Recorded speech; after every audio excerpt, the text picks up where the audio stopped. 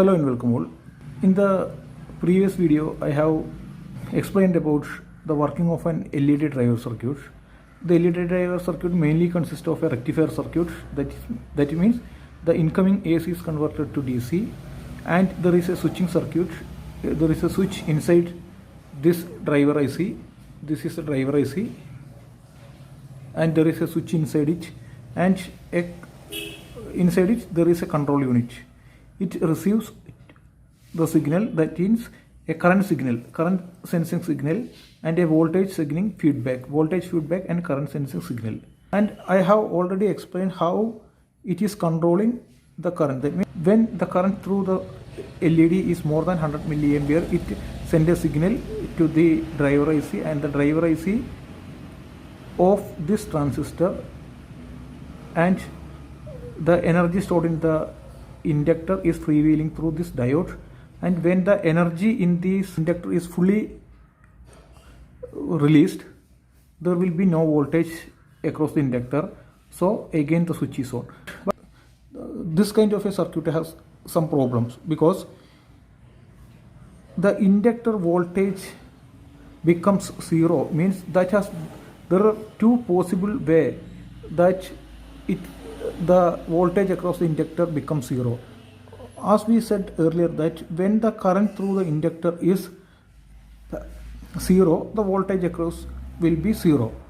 So it sends that there is no current through the inductor.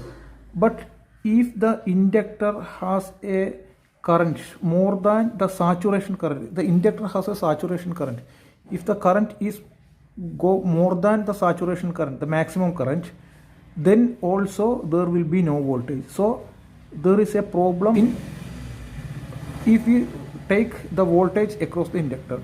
So that in that way we cannot able to on the switch. So we are using another way how it is on and off this switch to get a constant current. How we are using this driver IC, we will check the internal circuit of the driver IC, how it is able to create a constant current. That is, we are going to check. This is the internal structure of a LED driver IC. Here we can see that there is a comparator to sense the the current. This op-amp will give the difference between the reference voltage and the I-sense voltage.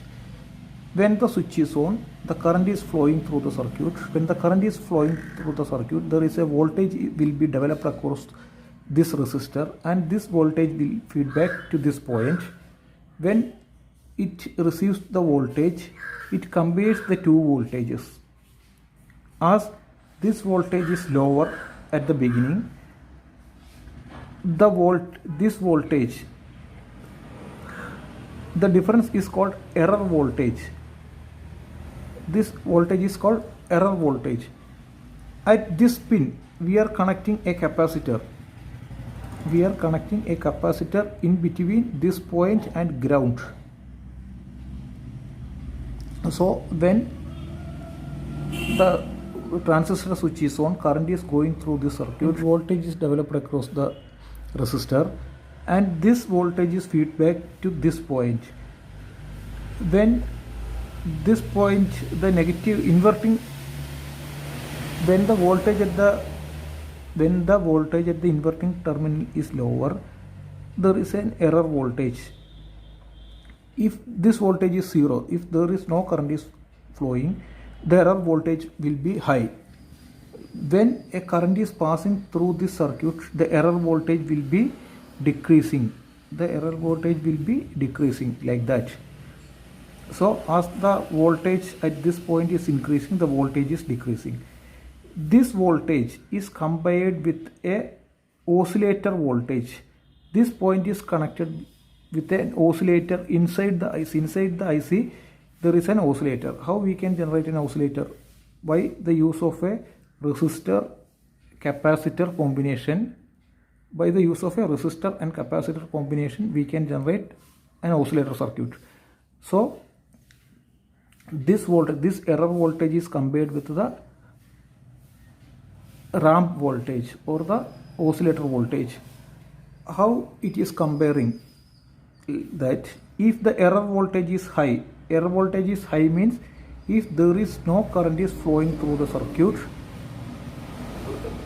there will be no voltage at this point. When there is no voltage at this point, the difference between these 2 points will be high, so there will be high voltage. The error voltage will be very high. When the switch is off, there is no current is flowing through the circuit, and the inverting voltage is almost zero. So inverting voltage is very less, so the error voltage will be very high.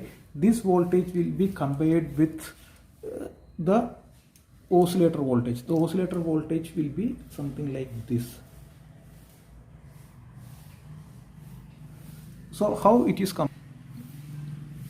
it is comparing like this. When the oscillator voltage is increasing and when it crosses the error voltage, its polarity, its output reverses and sends a signal to off the transistor. So during this time from this time to this time, from this time to this time, the transistor will be off. So the time, we can say that from this time to this time the transistor is on. As the current through this is increasing and the error voltage is decreasing, when the error voltage is low, we will check. When the error voltage is low, we can see that the transistor on for only little time. For little time. Earlier this was the time, very high time. Now the time is decreased. When the time to cross the error voltage is very less, so the on time of the transistor is decreasing. So by comparing the error voltage and the oscillator voltage, the transistor switch is on and off. This is how. Now when the transistor is off, again on. When this ramp voltage decreases below the error voltage, then it on again. So for this much time, the transistor is off, and when the oscillator voltage falls below the error voltage, this is the error voltage. When the this is the oscillator voltage. Oscillator voltage. When the oscillator voltage falls below the error voltage, again the transistor is on. So if the error is low, means there is more current is flowing through this. When more current is flowing through this, the error will be very less. When the error will be very less, it is on for little time. If the error is more, it is on for more time. This is how it is controlling the on and off of the switch, main switch. It is how it is controlling the on and off of the main switch. Now this pin is also connected to another comparator.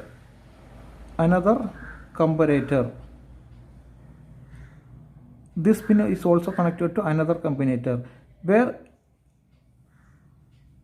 a high reference voltage is, the reference voltage made is very high. When the current through the inductor is go more than a particular value, this comparator will send a signal to reset. That means it is danger, please off. We set a reference voltage. If the current through this is more, it sends a signal to reset. Usually cycle by cycle reset is made by the error voltage and the oscillator voltage. If any short circuit happens, the voltage at this resistor will be very high, and it is compared with the reference voltage and send a signal to reset the IC. So this is how the iSense section is working. Now what about the feedback section? We already said that there is a feedback section. How it is taking the feedback? The feedback section, the main purpose of the feedback section, this is the feedback section. The main purpose of the feedback section is when the switch is on, there is a voltage, and when the switch is off, the polarity will reverse. When the switch is on, the polarity will be plus and minus here. When the switch is off, the polarity is reversed, minus here and plus will be here. We have said that if any short circuit happen, I-sense pin will reset this control IC and off the transistor. If what happen, if an open circuit is happening, what is open circuit? Open circuit means we are said that each of the LEDs are connected in series. We are taking like that. If each of the LEDs are connected in series and one LED is get open circuited, what will happen? If any of the LEDs get open circuited, when the transistor is on, current will flow through this, and when the switch is off, the voltage at this point will be very high because the resistance of the LED is increased. So the inductor anyhow, when the switch is off, the inductor anyhow tries to flow its current. It increases its voltage to go through this. So the voltage across the inductor will be very high. The very high voltage is sensed by this resistor, this resistor network, and give the feedback to this point. When it senses that there is also a reference voltage.